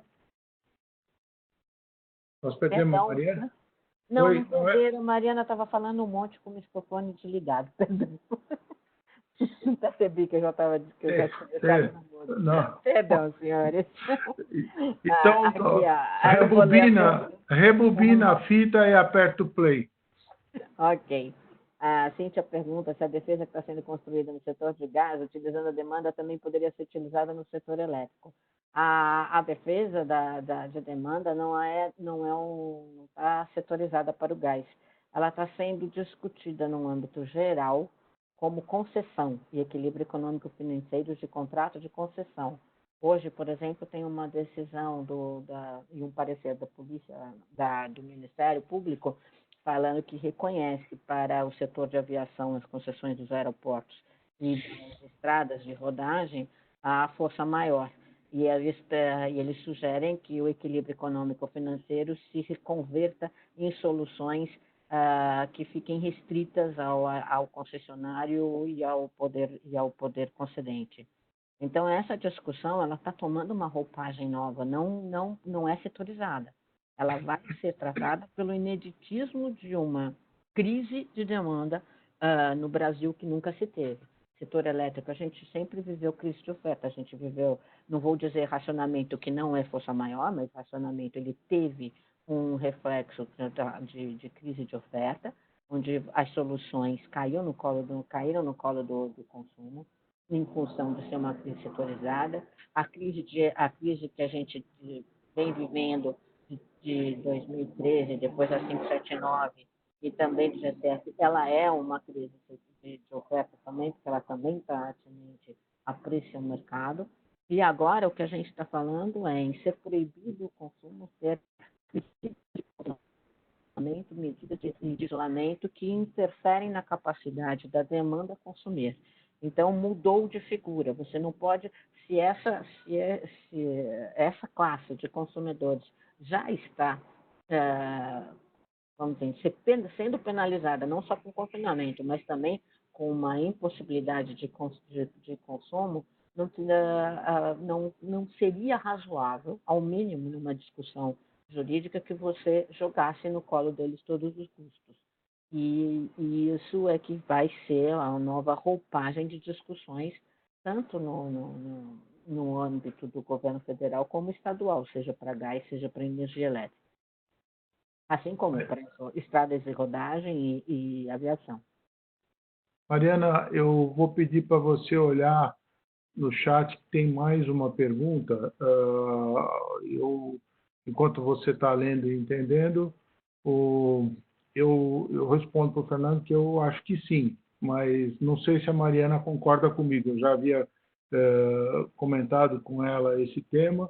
Eu acho que ainda a gente precisa analisar um pouco melhor para saber se nós vamos ver uma redução no preço do gás. Mariana, por favor. Exatamente essa discussão que eu tentei falar. Você tem novos contratos onde você tem o preço fixado ao Brent, ao barril. Por outro lado, você tem também o câmbio. Então, enquanto um está subindo vertiginosamente, o outro está descendo vertiginosamente. Então, esse ponto de encontro, nós ainda não conhecemos, não sabemos efetivamente qual vai ser o peso deles numa decisão. O que se sabe é que as Petrobras está se valendo de cláusula de força maior, ela está tentando negociar alguns produtos não só na qualidade de consumidor, mas também na qualidade de fornecedor, também falando de força maior e pelas dificuldades de implementar benefícios de matéria-prima e algumas questões atinentes à produção, e isso tudo vai refletir no preço, né? Então, assim, nós não temos hoje, é uma discussão que eu tive até num outro fórum, no fórum de gás que a gente participa, como a NACE, e essa é uma dúvida crescente. O que vai acontecer com o preço? Ele necessariamente, se a gente olhar só para o petróleo, ele deveria cair. Por outro lado, eu tenho uma alavanca de dólar que pode deixar a gente numa situação intermediária. Então, pode ser que o preço não caia significativamente, que ele caia, mas não da forma como caiu o petróleo, em função do câmbio. Perfeito. Obrigado, Mariana. Álvaro, nosso desafio pela frente. Quero ver onde que eu compro energia ou alguém paga para mim para eu comprar energia. Vamos lá. Vamos lá, né? Seguindo nossa pauta do mercado de energia, né, para os nossos assuntos mais rotineiros, né? E mostrando como que o impacto aí dessa crise do coronavírus tem afetado nos nossos indicadores do mercado de energia. O primeiro ponto que a gente vai chamar a atenção, né, esse é um slide que os associados e os clientes da Replace já conhecem bastante, né? A gente chama atenção aí para o balanço estrutural do setor elétrico. A gente olhando aí a rampa de crescimento da oferta de energia através da capacidade instalada de geração, e do outro lado, o crescimento do consumo de energia, né, a demanda pelo produto energia nos últimos 10 anos, a gente enxerga que na crise de 2014 a gente teve um dente aí em consumo de energia, uma queda no consumo de energia, que gerou um excedente estrutural no nosso balanço energético aí do país. Hoje a gente convive aí com um excedente da ordem de 20%, se a gente compara a garantia física, né, a energia assegurada das usinas versus o consumo de energia que a gente tem, a demanda por energia que a gente tem no país. Com essa já esperada queda no consumo de 2019 para 2020, a gente está trabalhando aí com o número oficial de 0,9%, mas a gente imagina que esse número vai crescer nos próximos meses, né? A gente deve ter uma queda talvez parecida com a queda de 2014, né, da ordem lá de 4% no consumo de energia. Então, a gente pode ter uma situação, né, que a gente vai aumentar ainda mais esse excedente estrutural que a gente tem no nosso balanço de energia. É claro que do nosso parque gerador de energia, grande parte, a maior parte, são usinas elétricas, usinas eólicas, usinas solares agora, né? Que são recursos intermitentes. Então, esse excedente estrutural ele vai se refletir em preços baixos no mercado, à medida que a gente tiver não só um excedente de capacidade instalada, mas também disponibilidade dos combustíveis, né, dos recursos aí da chuva, do vento e do sol. Mas é o grande ponto de atenção para monitoramento aí dos preços de energia nos próximos anos, a gente enxergar que a gente tem hoje um balanço com uma folga bastante expressiva. Olhando um pouco mais aqui para o nosso médio prazo, né, a situação conjuntural desse ano, a gente tem uma situação confortável também do ponto de vista dos indicadores das hidrelétricas, né? O gráfico da esquerda, que é o gráfico da ENA, a energia natural afluente, a gente pode ler esse gráfico como sendo o gráfico da chuva, né? Então, a gente vê pela comparação das barras laranja e cinza com as linhas de referência, né? A linha do realizado no ano de 2019 e a linha verde é a linha da média histórica, né? Da média de longo termo. A gente veio numa situação um pouco mais crítica em janeiro. A gente teve uma chuva bem abaixo da média, né, na casa de 66% da média histórica no mês de janeiro, mas a situação melhorou bastante nos últimos 3 meses. Né? Fevereiro foi um mês de chuvas expressivas, março foi um mês de chuvas muito boas, próximas da média histórica, e já em abril a gente vem realizando chuvas boas também na maior parte do país. Com isso, né, essa oferta de energia hidráulica expressiva nos últimos meses e a redução do consumo, né, que a gente já mostrou lá no começo, a gente consegue observar aí no gráfico da direita, né, uma recuperação dos reservatórios num nível mais acelerado do que a gente teve, inclusive, no ano passado. Né?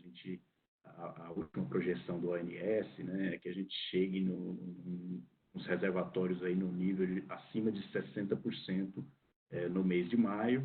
É um nível bem mais confortável do que a gente chegou nos últimos anos. Então, além de ter uma situação do lado da demanda, né, do consumo de energia, de redução do consumo, a gente tem uma situação do lado da oferta também bastante confortável, visto que a gente teve chuvas, né, esse ano mais expressivas do que nos últimos anos.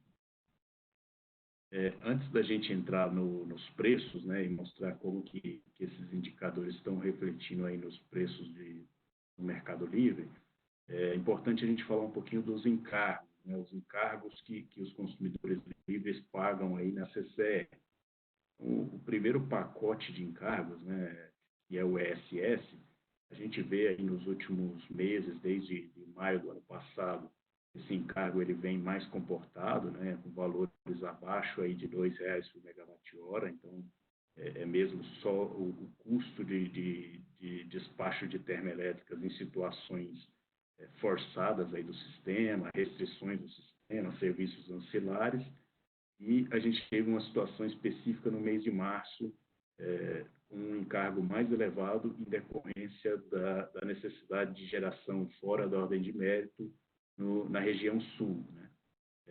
Aquela situação de chuva que a gente mostrou no indicador geral, né, do país, se a gente faz um recorte na região sul, a situação ainda é complicada, né? A região sul está convivendo aí com chuva abaixo de 20% da média histórica nos últimos meses. E no mês de março, né, antes dessa queda no consumo, o ONS teve que usar a termoelétrica e importação de energia da Argentina e do Uruguai para suprir a região sul por causa do nível dos reservatórios. Agora, em abril, com a queda do consumo, né, a gente arrefeceu um pouquinho essa situação dos encargos na região sul. Agora, é importante lembrar, né, o que o Schweppes trouxe lá no começo da apresentação, foi dessa conta de encargos, né, que existia aí aquele saldo de 2 bilhões que o governo autorizou que a CCE repassasse para os consumidores, né? A leitura que a gente tem que fazer é assim, esse encargo vinha baixo, né? Nesses meses que ele teve um custo mais alto, a CCE usou um pedaço daquela poupança para não ter que cobrar isso dos consumidores, mas agora ela zerou a poupança, né? Então, se eventualmente nos próximos meses a gente tiver alguma situação que exija um despacho termoelétrico fora da ordem de mérito, né? Seja alguma restrição de operação ou alguma situação de segurança energética, não existe mais a poupança, né? Então, a CCE vai ter que repassar esse custo para os consumidores do Mercado Livre através dos encargos. Um outro encargo que é bastante importante e a gente já chama a atenção de todos os consumidores aí para o que a gente espera desse encargo aí nos próximos meses é o encargo de energia de reserva. Esse é aquele conjunto de usinas que o governo contrata para fazer sobra no sistema, né? E a energia dessas usinas ela é liquidada na CCE para pagar a receita prevista nos contratos dessas usinas. Quando o PLD fica muito baixo, a liquidação dessa energia não é suficiente para a CCE pagar os contratos desses geradores. Então, a CCE precisa chamar aporte de encargo de energia de reserva, né? Ela precisa cobrar dos consumidores aí esse encargo para conseguir pagar os geradores dos contratos de energia de reserva. Como a gente vê aí no gráfico, né? A gente já há pelo menos aí uns 8 meses a gente não tem a cobrança desse encargo, o PLD vinha alto, né? A própria liquidação dessa energia ao PLD já era suficiente para pagar essas usinas. Como a gente deve conviver com o PLD bem baixo nos próximos meses, a gente já espera que vai ter cobrança de encargo de energia de reserva dos consumidores a partir do mês de maio. Ontem, numa entrevista, num outro webinário, né, o presidente do conselho da CCE, o Rui Altieri, já falou que a CCE projeta um custo da ordem de 4 bilhões de reais aí ao longo de 2020, que deve ser cobrado dos consumidores para custear essas usinas de reserva. Então, a estimativa da CCE é que já no mês de maio seja cobrado algo da ordem de 400 milhões de reais. Isso aí vai dar algo em torno de R$ 8 a R$ 9 por megawatt-hora. Então, a gente chama atenção para os consumidores já pensarem numa provisão, né, para esses encargos que devem ser cobrados pela CCE nos próximos meses e enquanto o PLD estiver abaixo do preço desses contratos, né, enquanto a gente tiver PLD baixo nos próximos meses, a CCE deve ter que cobrar esse encargo aí dos consumidores. Bom, acabando as notícias ruins, vamos entrar na notícia boa, né? O único efeito positivo aí dessa crise toda, a gente tem preços em queda no Mercado Livre, né? A gente traz aí a curva da BBCE, o fechamento das operações de ontem na BBCE, né?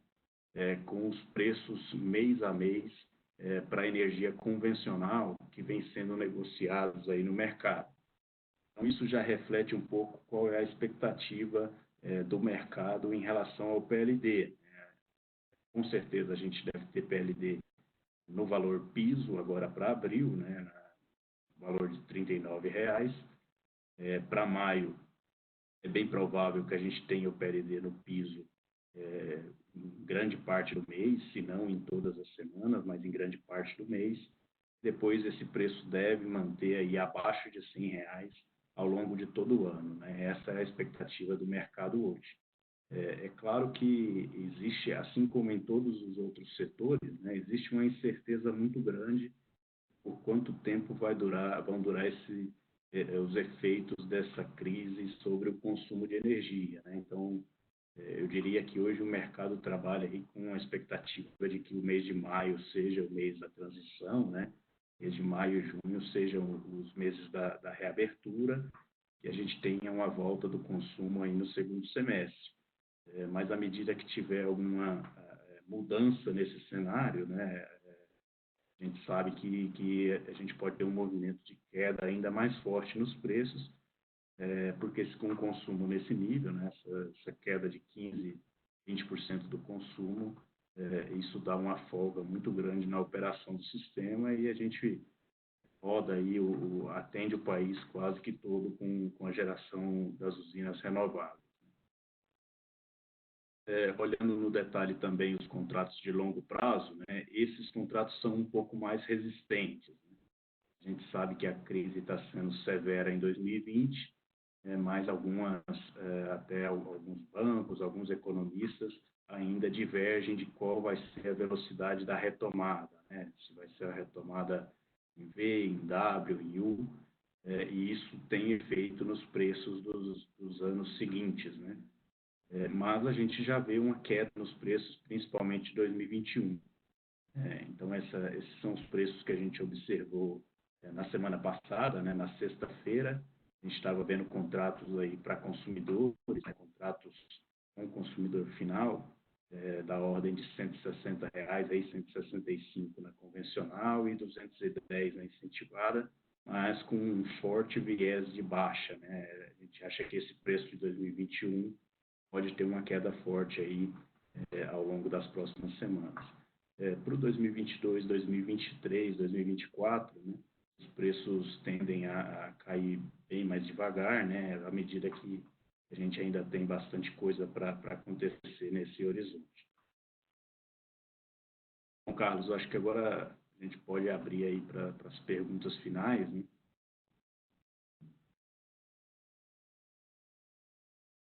Certamente. Agora é a famosa hora. Eu sei que ao longo do nosso bate-papo a gente já foi respondendo algumas perguntas do chat, mas, por favor, fiquem à vontade para levantar questões de tudo aquilo que a gente falou aqui e até mesmo daquilo que nós não falamos. Tem um comentário aqui no chat, Carlos, sobre os encargos, né? Acho que isso é importante. Aquela devolução dos encargos que a CCE fez no dia 8 de abril, é importante os consumidores terem essa gestão da conta lá do Bradesco, porque certamente vão ter outras cobranças ao longo do mês, né? Então, deixar provisionado parte daquele valor, porque devem vir cobranças de encargos aí nas próximas semanas.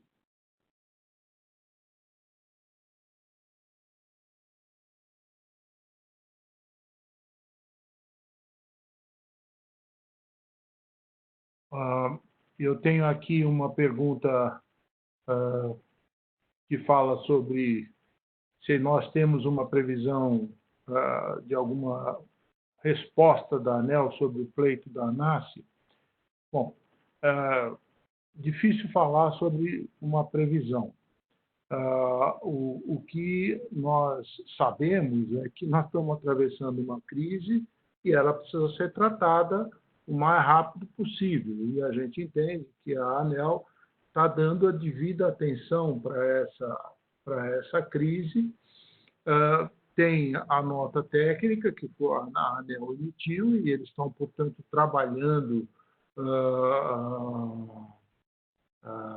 para obter subsídios e levar essa questão para frente. Ao mesmo tempo, a gente tem a medida provisória que está no Senado. Então, e não dá para isso tudo, não dá para você esperar para resolver o ano que vem. Quer dizer, são coisas que precisam ser resolvidas de imediato. Então, não tenho para te dar uma resposta sobre quando a ANEEL vai responder o nosso pleito e que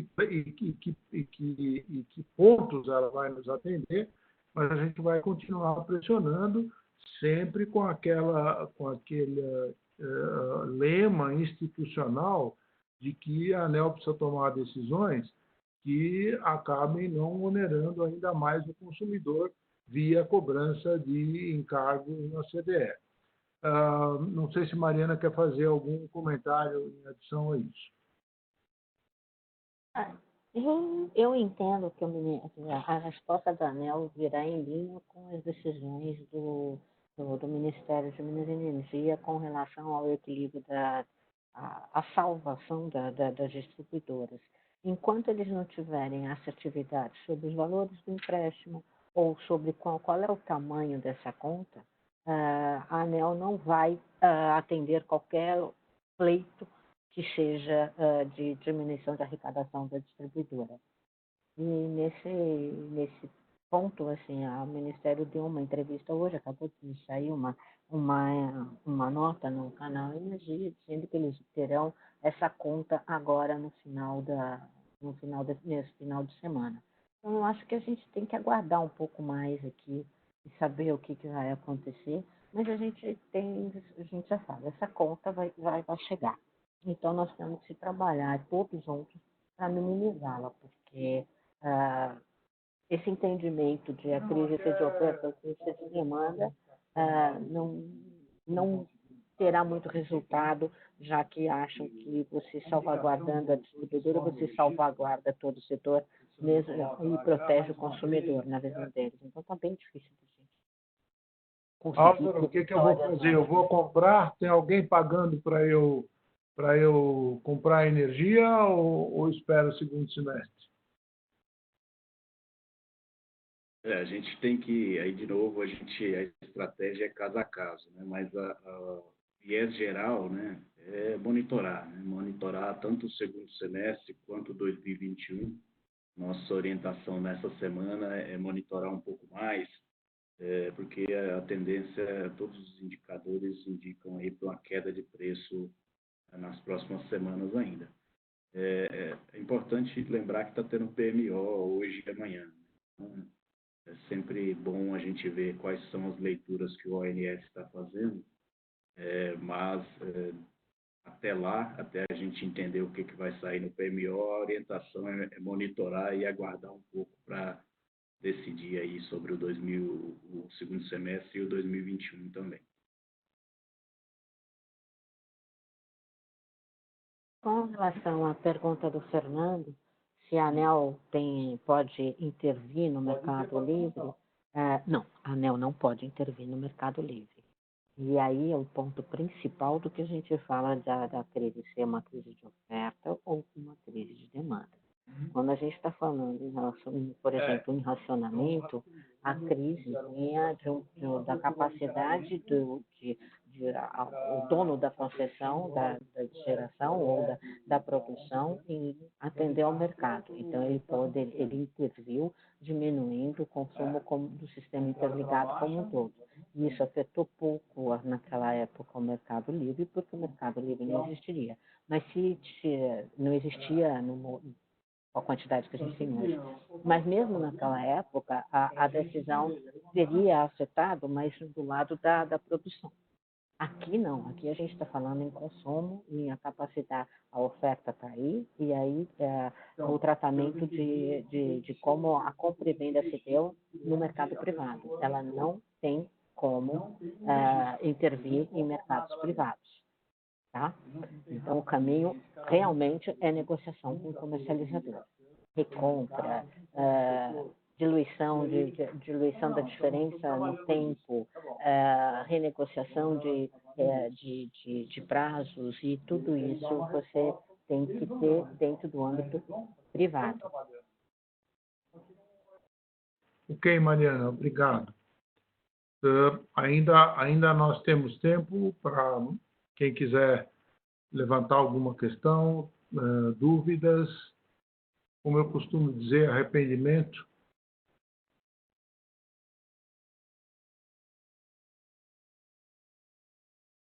Bem, enquanto eu vou falando aqui para fazer o fechamento da nossa reunião, eu vou respondendo aqui. Esse material que nós usamos aqui, a gente vai encaminhar para todos os participantes do nosso GT de energia. Ele vai estar disponível da mesma forma que todos nós, Álvaro, Schweppes, Mariana, eu, também estaremos disponíveis para responder para vocês alguma dúvida que possa, porventura, ter ficado. É importante que a gente não termine a nossa reunião sem agradecer a todos vocês por essas 2 horas de bate-papo que nós tivemos, onde nós tivemos a oportunidade de mostrar não só o trabalho que a ANAS vem fazendo, mas também os desafios que a gente tem pela frente. É importante também agradecer que a participação da Replace, do Álvaro, do Schweppes e da ANAS, com o nosso presidente do Conselho, Otávio, Mariana, eu e toda a equipe de infraestrutura que está trabalhando numa experiência nova, porque a gente conseguiu colocar essa reunião de pé, cumprindo o isolamento. Então, obrigado também a Heloísa, a Sueli, que nos ajudaram a colocar essa reunião de pé. Oportunidade de arrependimento, se não tem mais arrependimento, a gente gosta sempre de falar para que vocês anotem e coloquem no seu calendário, e no próximo mês o nosso encontro já está marcado, como de resto para todo ano. Vamos nos encontrar para discutir aonde estará, espero que não esteja doendo, no dia 28 de maio. Obrigado a todos pela atenção. Está encerrado o nosso grupo de trabalho. Espero que possa ser presencial. Mas vamos aguardar. Vamos fazer figa. Obrigado. Presencial é mais gostoso. Muito melhor. Verdade, obrigado também. Obrigado. Obrigada a todos. Obrigado. Boa tarde. Boa tarde. Gente.